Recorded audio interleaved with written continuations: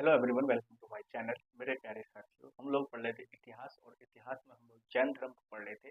कल की वीडियो में हमने जैन धर्म को मैक्सिमम लेवल तक पढ़ लिया था, यानी कि हम उनको महावीर स्वामी तक पढ़ लिया था। और आज हम उसका आगे का कंटिन्यू करेंगे। मैंने आपको इन दोनों वीडियो में बहुत ही शॉर्टली और बहुत ही महत्वपूर्ण डेटा दिया है, जिससे आप किसी भी एग्जाम में बैठेंगे तो आप आसान से इसके सवालों को लगा सकते हैं। तो एवरीवन, इसी के साथ साथ अभी तक जिन लोगों ने चैनल को सब्सक्राइब नहीं किया है तो प्लीज़ वो चैनल को सब्सक्राइब कर लें और नीचे दिए गए बेल आइकन को भी आप प्रेस कर लें, ताकि मेरी कोई भी वीडियो आएगी, जो भी मेरी वीडियो आएगी वो आपको हेल्प करेगी, आपको कंपटीशन एग्जाम में हेल्प करेगी। इसीलिए इसको आप चैनल को ज़्यादा से ज़्यादा सब्सक्राइब कर लीजिएगा। एवरीवन, लास्ट तक वीडियो में बने रहिएगा, क्योंकि लास्ट तक जब तक आप वीडियो में बने रहेंगे तभी आपको चीज़ें जो है क्लियर क्लियर आपको समझ में आएंगी। तो चलिए एवरीवन, हम याद करते हैं जैन धर्म। तो जैन धर्म के जो लोग थे, जो जैन धर्म के रहने वाले थे, जो जैन धर्म के भिक्षु थे, यानी कि जैन धर्म में भीख मांग कर ही अपना जीवन अ, बिताया जाता था। जो इसके उपदेश दे देते थे उनको कहता हम वर्षित कहते थे। ठीक है एवरीवन, जैन धर्म के अंदर ही तीन रत्नों का जिक्र किया गया है। तीन रत्न यानी कि तीन चीजें इनके धर्म के अंदर, इस जैन जैन धर्म के अंदर बहुत महत्वपूर्ण थी। पहली चीज थी आपकी साम्यक ज्ञान, आपको ज्ञान होना बहुत जरूरी है।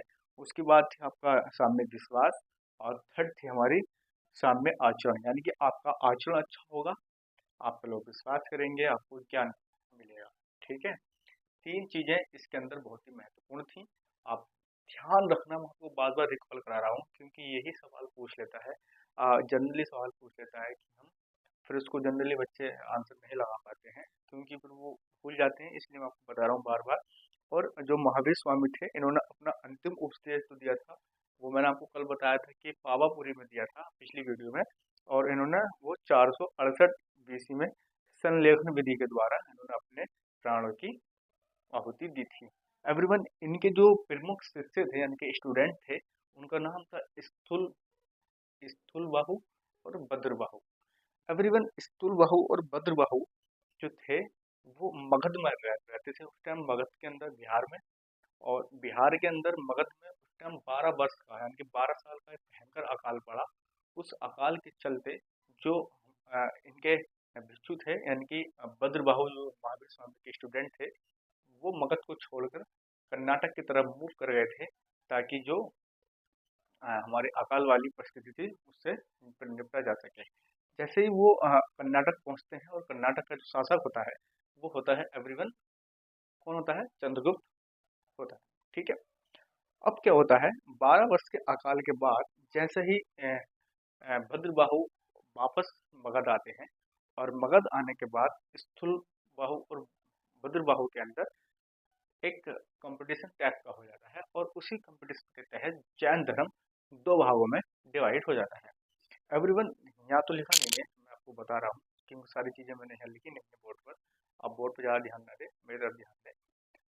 जब भद्रबाहु और स्थूल बाहु दोनों का जब मिलन होता है 12 वर्ष के बाद मगध में, और उस टाइम पर एक बौद्ध सॉरी जैन सम्मेलन होता है, या आप उसको समिति कह लीजिए, या आपको संगीति कह लीजिए।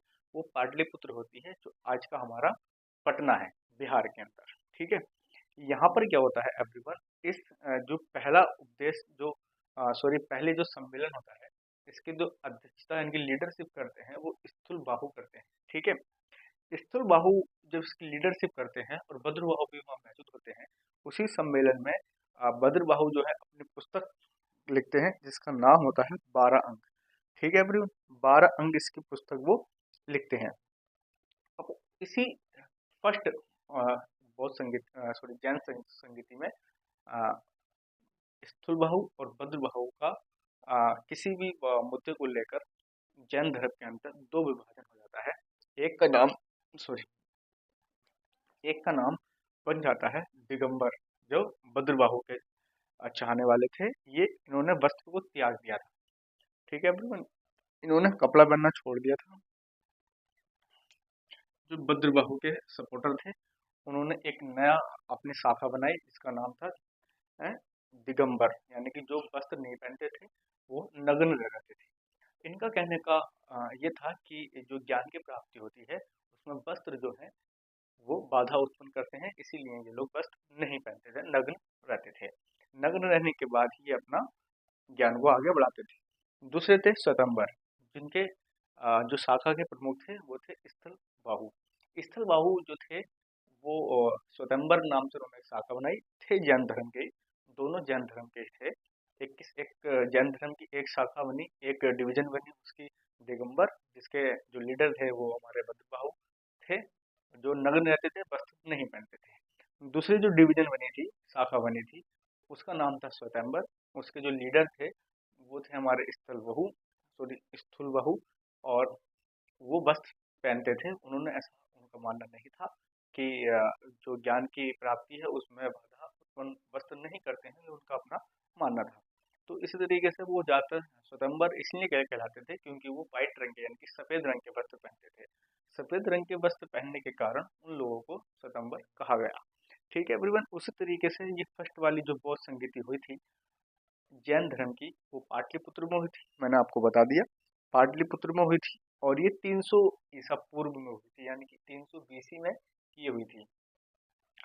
और सेकंड वाली जो हमारी बौद्ध संगीति हुई थी, वो सॉरी जैन संगीति हुई थी, और उसका जो है वो गुजरात के बल्लभी में हुई थी। क्योंकि जैन धर्म में 2 ही संगीति हुई हैं और बौद्ध धर्म में 4 संगीति हुई है, आप इसका ध्यान रखिएगा।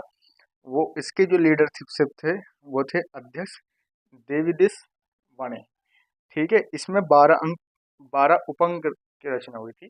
पहली वाली जैन संगीति जो पुस्तक की रचना हुई थी उसका नाम था 12 अंग, और जो सेकंड वाली में हुई थी उसका नाम था 12 उपंग। तो मैंने आपको जैन धर्म के बारे में कंप्लीटली जानकारी दे दी है। तो मेरे जितने भी प्यारे स्टूडेंट्स हैं उस चैनल को एक बार सब्सक्राइब जरूर कर लीजिएगा, और बेल आइकन को प्रेस कर दीजिएगा, और चैनल को आप शेयर कर दीजिएगा, क्योंकि इसी चैनल पर आपको तमाम कंपटीशन एग्जाम के बारे में जानकारी मिलेगी, और तमाम कंपटीशन एग्जाम के लिए आपको basic GK GS complete reasoning maths सब कुछ आपको उसको पढ़ाया जाएगा। चैनल को आगे बढ़ सब्सक्राइब कर लीजिएगा। Thank you everyone.